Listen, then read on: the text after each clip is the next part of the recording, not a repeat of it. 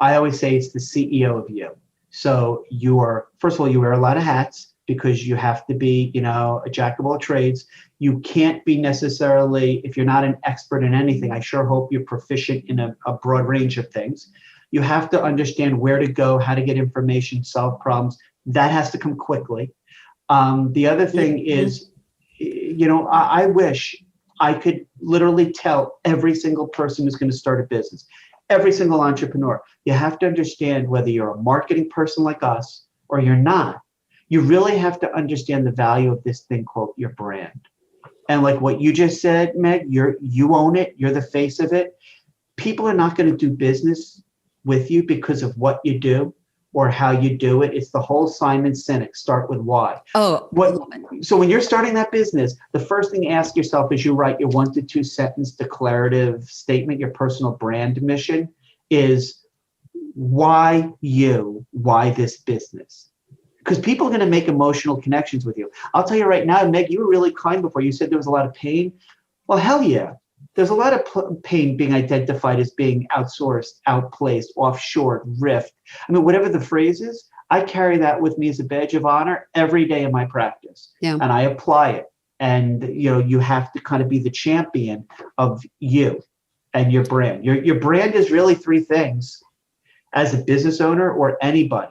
Your brand is a promise that every relationship experience that somebody has with Meg or with Ethan or whomever is unique, invaluable, memorable. But right, that's the whole point of remarkable. Remarkable doesn't mean amazing. Memorable. Remarkable means people are going to talk about it. Yep. So when you're starting your business, there has to be a reason why you're doing that business and why you are the best person to do it. I was just going to say, I'm sorry, but just to kind of wrap a little Tiffany bow on that.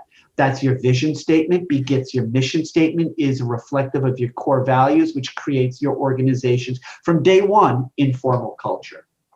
Because if you don't nail that down, even if you're not a marketing brand person, you're going to fail because it'll affect every decision you make in terms of your clients, your employees, your partners. Yeah. Sorry, that was a soapbox. Well, so you mentioned one of my favorite messages, Simon Sinek, and knowing your why. Yep. And a lot of people with whom I've had conversations are corporate refugees who are leaving. They've been kicked out of the nest. They've got the pink slip trauma disorder. Oh my God, I can't believe this has happened to me. Or they leave and want to create their own exit strategy, their plan B. But there's this realization at some point, and maybe you had it too, that you have to transform yourself from your corporate you into now your entrepreneur you. Yeah. They're 2 very different people, because in one, you're fitting into the silo that the corporate job description has put you into this box. Yep. And now you're going into, it is mine. And so I work with a lot of people who question their ability to start their business. Who's going to choose me? So I think you're correct. Know your why. There's how you do what you do, what do you do? How do you do that? And why do you do that? And the why is the pinpoint of what people will be attracted to. But there's competition in the job market. So for people who are coming out and thinking, well, should I start a business right now? It's COVID. What's 2020, 2021 going to look like? You think about how much competition there was for your job or any other job that you'd apply for. Take that same competitive spirit and the why me, pick me, yep, and put it into your business. Yeah. And so bear with me 1 second because, again, the advertising person in me always kind of jumps in with the visual. Can I share a visual, which I think is highly technical, but it'll be take your passion. If you're, sorry, wrong. Yeah, you get what I'm saying. Take your passion. That's the stuff you're really, really, really excited and emotionally driven on. If you're passionate about something, but you have no skill, sorry.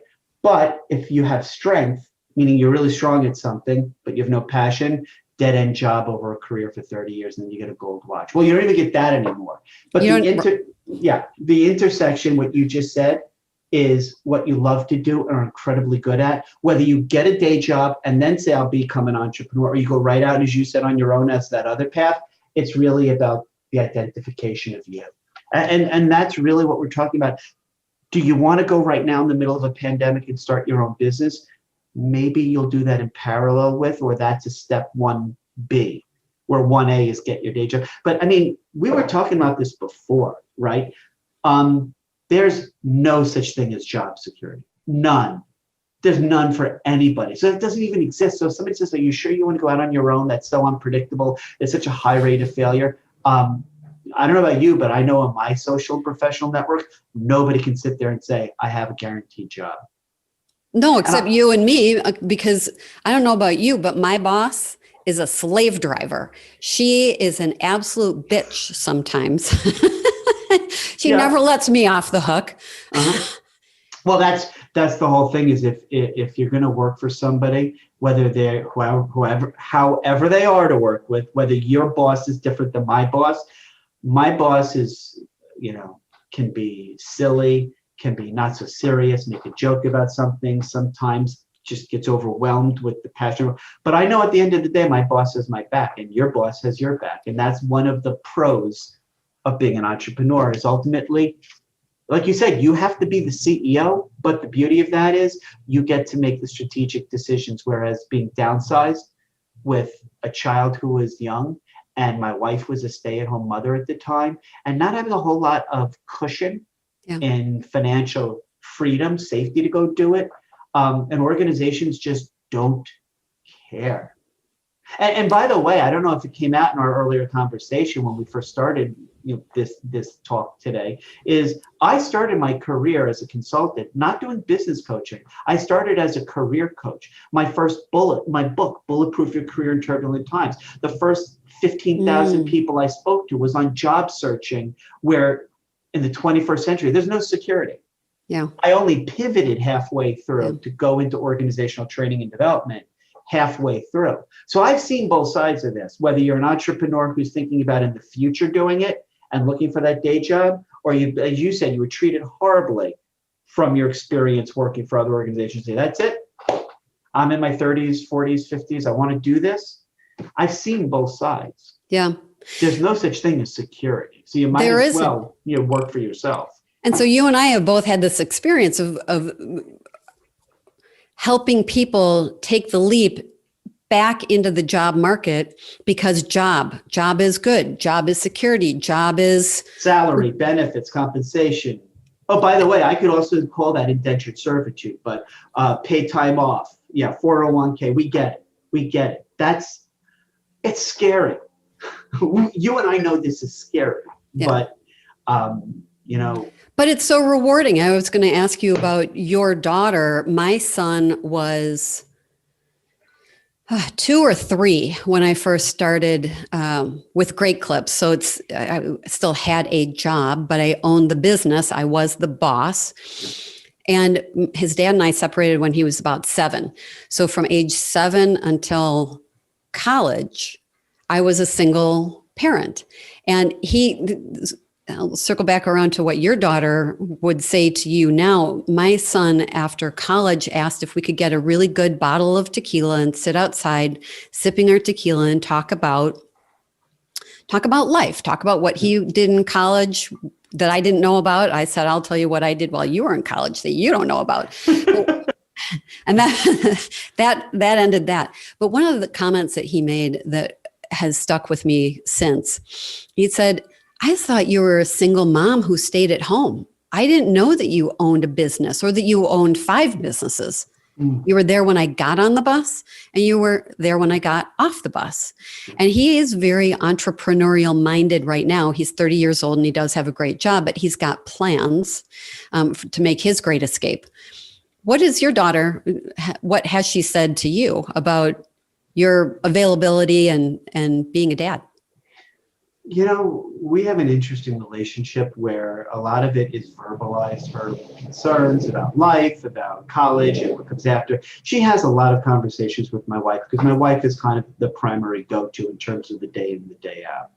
But my daughter, I think, fundamentally understands that there's not anything that would ever happen that I wasn't there for her. She understands as much as I put into my business and my consulting work, and as much as I put into my teaching and all that other stuff, that that was part of a conscious prioritization that you go through as an entrepreneur to say, my wife, my wife and my daughter and my dog, they all come first. And this thing comes, you're with your business all the time.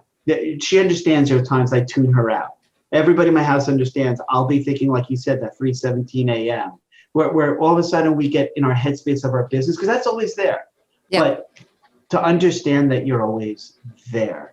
And that's hard for entrepreneurs because, right? Yeah, I mean, it's the whole notion, by the way, it's a false narrative, is I'm the boss. I have to work more hours. I have to work more hours. I'd actually say that's actually disingenuous, and ultimately it's self-damaging, which is, I think, why so many businesses, startups fail. Yeah. Is because the business owner thinks that just keep doing more of it. It's like job searching. Yeah. You do more of a different approach and you think you're going to get a different outcome. Well, I would say be a little bit more strategic in what you want your business to be and how to get there. Right. Yeah. So going back to your wife, my first principles that I tell all of the candidates that I'm working with who are considering business ownership. Number one, your wife always comes first. So your wife, your lifestyle, and your money. You have got to go into business being able to prioritize that your personal life and your primary relationships have got to come first. And you're right. Human nature is, once you start a new job or you have your first baby or you start your business, is you think you need to touch everything and learn it from top to bottom and be the expert in everything. But it is detrimental to it's detrimental to the growth and development of anything to spend that much time on. Right. You need to spend it on your marriage. You need to spend it on your kids. If you want a good dog, don't work with it 20 hours a week. You have to you need to let it know who's the alpha around there. And then later on, you get a really good dog. And then you get a really good business and you have a really good marriage, because everyone gets time to kind of incubate and grow and think about themselves a little bit, but you still need to know what your priorities are. And it's so true. And, I hear pushback from the audience. No, I mean, I hear this kind of narrative of, well, you're a consultant. You're a solo practitioner. You only at the end of the day account to, or as you said, Ethan and Meg, report back to yourself as the boss. But what happens when you run a business and you have other employees whose livelihood depends on you? So it's easy to talk about work-life balance, focus, family coming first, but I have to keep, as a business owner, making the lights stay on, and I have to pay for my employees. So I get that too. But I think whoever says that is missing the fundamental point of when you're getting ready to go out on your own, whether you're a consultant, a traditional business, or you inherit a business as a second or third generation family. Yeah. It's really important what you said, and that notion of prioritizing your life. And so that's why, as a business owner, one of the things I do with them, which they get very confused about because they think I'm still in career coach mode, I do a 40-year personal career plan. And they'll say, why are we doing this? Can we do a business plan?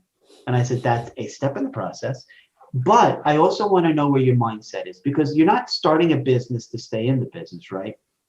You're starting a business to sell the business and walk away from it. I mean, that's what all great serial entrepreneurs do. Right. So my question is, what's your out time frame? Yep. Because absent of that, the answer to I can work 100-hour weeks, other than, well, that's the lawyer model. But that aside, the question is, here lies Meg's tombstone. On the day you pass from this world to the next, here lies Ethan's tombstone. Ethan wishes he was able to say, here lies Ethan Chazin, born, died. He wishes he could have worked more hours. So really, I think it's important to prioritize. By the way, that gets back to what you said, is your own values, which when you're starting a business, guess what? Your organization's culture is predicated on the personal values that are part of your brand, part of your reputational brand, what you want your legacy to be. And I actually go through an exercise with my business owner entrepreneurs. What's your legacy going to be? What's your leave behind? I was just asked that question the other day. And just for the point of clarification for anyone who's listening, I was 30 years old when my husband, who's now my ex-husband, got us involved with Great Clips. And he decided about 6 months in that he'd had enough. He didn't want anything to do with it. Lock the door, turn off the lights, run away, lose the money, call it a write-off. And I was a terrier. I jumped in and I'm not going to let that thing go. And so that's when I had to really understand the role of the employer, not the boss, but to be an employer creating an excellent culture where people wanted to come to work, provide excellent customer service. And then we opened another one, and then we opened another one. Then I ended up getting divorced after that. And one of the reasons for that was that I thought I had to learn it all. Short of cutting hair, I never went to cosmetology school, but I thought I had to know it all. And I was spending more time in the business than on the business. And so from me to you, listeners, strike a work-life balance right from the very get-go. Like Ethan said, know what your exit point is and who can you hand the baton over to so that you're working on the business and you can create a work-life balance. That's the only reason my son said to me that he didn't know I was a business owner. You have to create that separation. That's right. That's right. And it's interesting that regardless of the stage that I'm brought in to coach or consult with an organization that's in either kind of post-startup or a little bit farther on, a few years later, 2 or 3 years later, growth mode, the question that one of the questions that needs to be asked is, what's your time frame for your exit strategy, and associated with that, what's your succession plan, and do you have it formally documented? And that's a whole bunch of if-then statements. If I work this long, then I do this. If this person who I currently have stays with me, then I do this to promote or motivate or coach or whatever it is her. Or if I don't have that, then I need to go and hire it. And it's a whole bunch of gaming. Yeah. Where it's kind of like software code development, if-then statements. Yeah. But that's also for your succession plan. Yeah. Yeah. So in this year of COVID, have you adopted any best practices into your own business, and or what are some of the best practices you're seeing or recommending to your business owners? Yeah, thank you. I traditionally, throughout my work life, I'm very receptive to the idea of jumping and then looking. And so some of the traditional concerns that somebody who's a little bit more grounded may have about becoming an entrepreneur, whether it's franchising or doing your own thing, I don't have some of those barriers. But invariably, the jumping quickly means that you're predisposed sometimes to look in the pool on the way down and you realize there's no water in it. So this year has been interesting for me because the best practice was rediscovering how powerful it can be to just, when you see an opportunity, whether it's from one day to the next, or now as we look to 2021, given what we know, as you said, of COVID for the last 8 months, is to literally take a look outside of this and to look at what makes sense. And so I would say, think about a world in which people all over the world are now going to be shuttered up for the winter. We're going to go back inside. There's going to be an even further escalation spike in people testing positive, getting sick, and passing away. And think about Pfizer or some other pharmaceutical company coming up with a vaccine. Yeah. And just think about the world in terms of these discrete events. It's kind of like the Richard Branson or the Elon Musk. It's what I call leapfrog technology. You think about something that's so out there that my skill has been, I guess, more leverageable in my coaching practice, because I teach people how to say, this is right in front of us. This is our constraint now, but look over it to see what's out there. And just, you have to learn how to literally take some risks and convince yourself the landing is going to be soft and not hard. So my greatest, again, we talked about it before, I use humor as a weapon. Like, I try to joke a lot about really painful situations, but a skill that really, really, really needs to happen right now is you need to be willing to take risks. And that's powerful. The beautiful thing that I am witnessing as a mentor to young or new entrepreneurs, they're not all young, is that this year has provided, sorry, we're having a big storm here and big crack of lightning right behind me. The pandemic is creating a huge amount of opportunity entrepreneurial innovation. We're all pivoting into this virtual world of Zoom and interacting and creating relationships that way. There's going to be amazing technology coming down the pipeline. And it's a time of challenge that makes us think outside the box and find new solutions to old problems, new solutions to new problems. This is a sneak attack. Just like 9/11 was a sneak attack, this pandemic is. And so I think 2021 is a great time to start a business. Again, going back to what Ethan was talking about, how to surround yourself, how to support yourself, how to financially also make sure that you've got the necessary underpinnings to launch successfully. I think this is a great time to launch a business. Yeah, I just, not to kind of belabor a point, but there's one word that you said, and just all of that really kind of the way you crystallized it being a great time, I think is so powerful. And one thing that you said specifically, I even jotted it down as a note, is the notion of relationships. And so one of my most common talks, I do a lot of talks to professional organizations and groups of people. And one of my most popular talks is, well, there are several of them, but one of them is on how do you forge more meaningful relationships in a pandemic. And so the notion of an entrepreneur and a startup is they want to prove that their model works and that they're going to be successful. So they jump into sell. So whether it's a new app that some group of millennials and Gen Zs have developed on their smartphone or whatever, they want to get out there and get users and customers, and that ain't going to fly. And you and I both know it because our days are spent coaching, consulting, mentoring. No, this year, yeah, it's great for opportunities, but the fundamental thing is and Gen Zs and millennials will struggle with this because they grew up face to screen with the technology, and your boomers and matures also will struggle, but I think the people in the sweet spot, the Gen Xers, get it.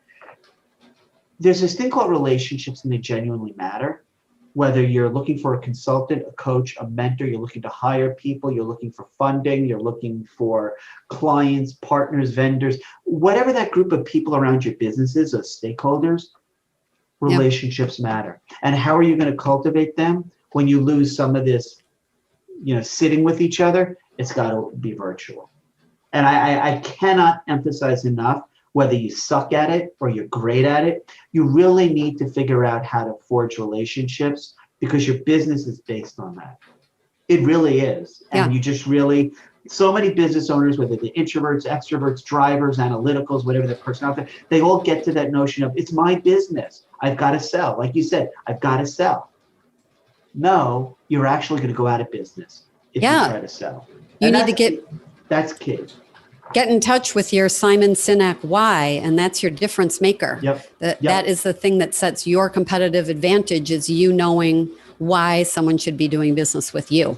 Right, and know why you chose this business, which is also gets to whether you're going to do a day job next or start a business. It's what we call in the trade. Daniel Pink has given a lot of TED Talks on it. It's the notion of what intrinsically motivates you. Yeah. Right, and Mihaly Csikszentmihalyi, a Hungarian immigrant to the United States, has done decades of research into being in flow.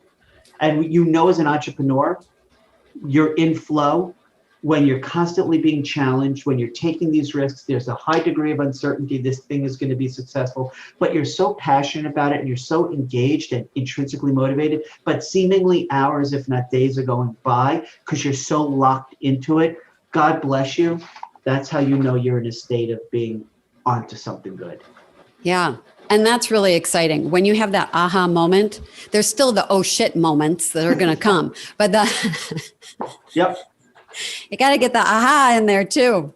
Well, that's the aha moment.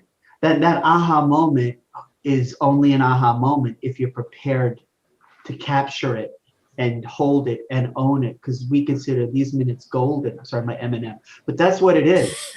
That's what it is. It's the ability to take that concept, that poof, and say, yeah, I'm ready. I'm ready to own this and make it grow into something. Yep. These are exciting times. I know there's a lot of uncertainty that's out there. We still have it. There was an election. You might have heard about that last week. There was an election. There's still a lot of uncertainty with the pandemic and what are the winter months going to look like for those of us who are in the colder climates. But there will be clarity. There is clarity. The clarity is that people are still consuming. If you're really thinking about what kind of business can I start or should I start, think about those essential Amazon proof, recession proof things that people consume. You as a human being, what are you consuming? And I don't mean food, but there are a lot of great ways to move forward into business ownership, whether it's a franchise or whether you're doing it independently. Do your research. There's plenty of research available on the internet, but align with somebody like Ethan or me. But Ethan, talk about how people can get a hold of you if they are so inspired by this hour-long conversation and would like to have some tutelage and coaching that makes sense. Sure. So I guess the best way to reach out to me is via email. So it's Ethan at the Chazin Group, CHAZIN, chazingroup.com, or you can go chasing the dream on my website, thechazingroup.com, or you can hit me up on my cell phone, 917-239-5571. But I really think, Meg, what you're saying is really valid, is regardless of where that person is in their thought process and moving forward with entrepreneurship and starting something, it's always, always helpful to speak to somebody, whoever it is, who's gone through this, who has coached, mentored, consulted, but just getting some other people to have other viewpoints, even if they're oppositional, just to kind of vet what you're thinking about, and especially the sooner the better. And not the sabotage people, but the ones who will play devil's advocate. Exactly. And challenge your assumptions and your projections and make sure that you're looking down the barrel of the gun with a clear vision, because you know that bullet's coming out. Clear eyes, full heart, can't lose. That's right. Friday Night Lights. So I want to thank you, Ethan. You and I have not known each other for very long, but as a testament to the power of people and humanity and the benefit of the virtual reality we have stepped into, be open, be accepting. This is what Ethan and I have just found, this little mutual admiration society. Yep. This has all come up very quickly, and you are a delight. You are a treat. I love your sense of humor. Thank you.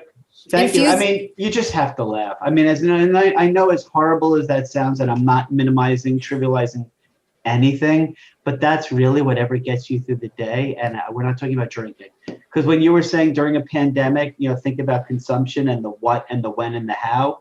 It's interesting. That was one of the first things we saw spike in, right? Home delivery of spirits and wine. I was just going to say, bring on the champagne, bring on the bubbles. That's a great way to elevate your... Cheers to everybody on this podcast and your entrepreneurial pursuits, no matter how great. Clink. Yes. Thank you.